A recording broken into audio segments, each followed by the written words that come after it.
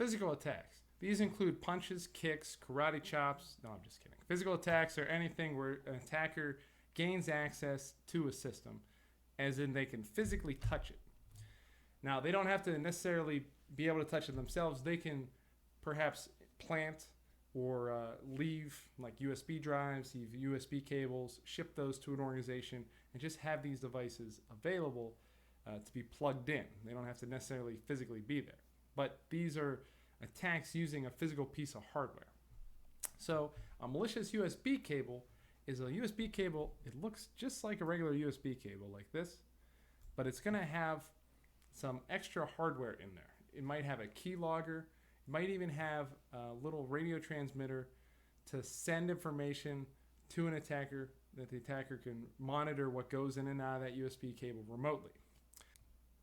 Here's an example. Let's go on the web and find out what we're talking about here.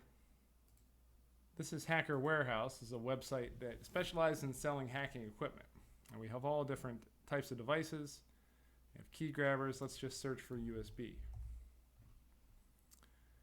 And what we're going to find here are all these types of devices. Here's an input device, USB Ninja cable. Looks just like an Apple cable that you would see. Okay, but what it does is it functions just like a regular USB. It's going to work. It's going to charge your device. It's going to send and receive data. But what it does is it also can include payloads. It can perform key logging, and it claims it's undetectable by antivirus software.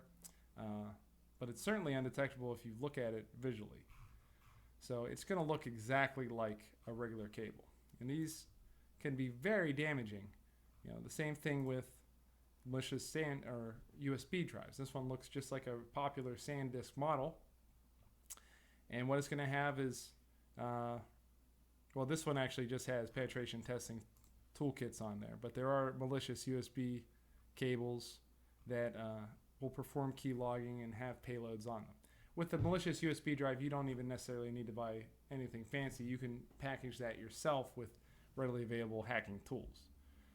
But the problem would be these malicious USB cables. This one does key logging, and it's going to look just like a regular USB.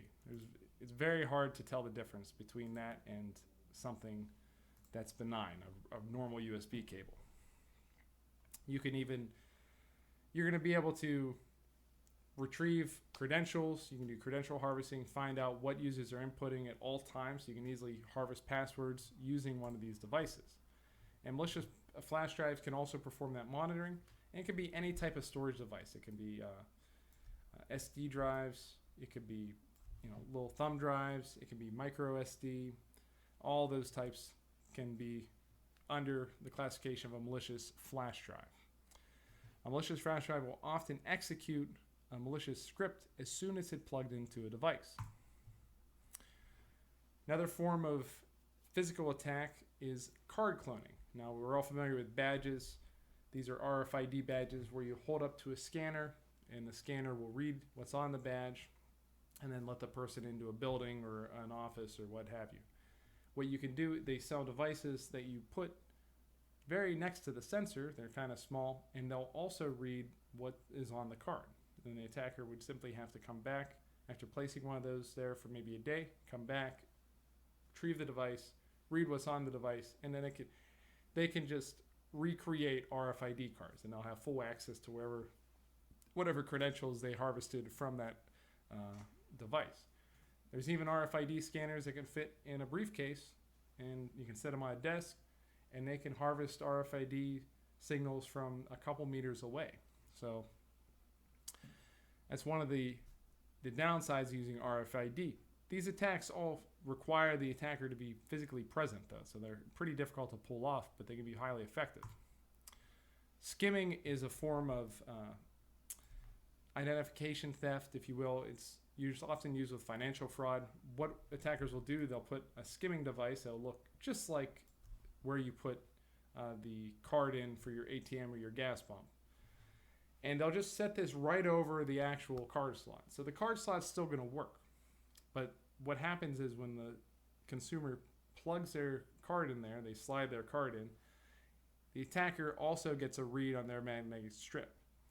Now, with modern cards, you have to usually input a PIN, and that can, and with a little chip on the card, the credit card, this is a very good way of helping to mitigate these types of attacks. However, if attackers are able to get that magnetic strip, they can still read your credit card information. They can still perform attacks.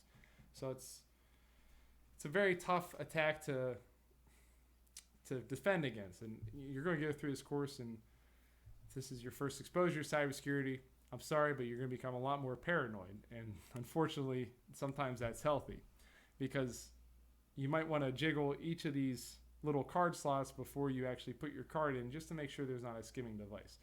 They'll pull right off, and oftentimes the proprietors of the establishment, like a owner gas station, is not even going to realize that there's a skimming device on one of their pumps.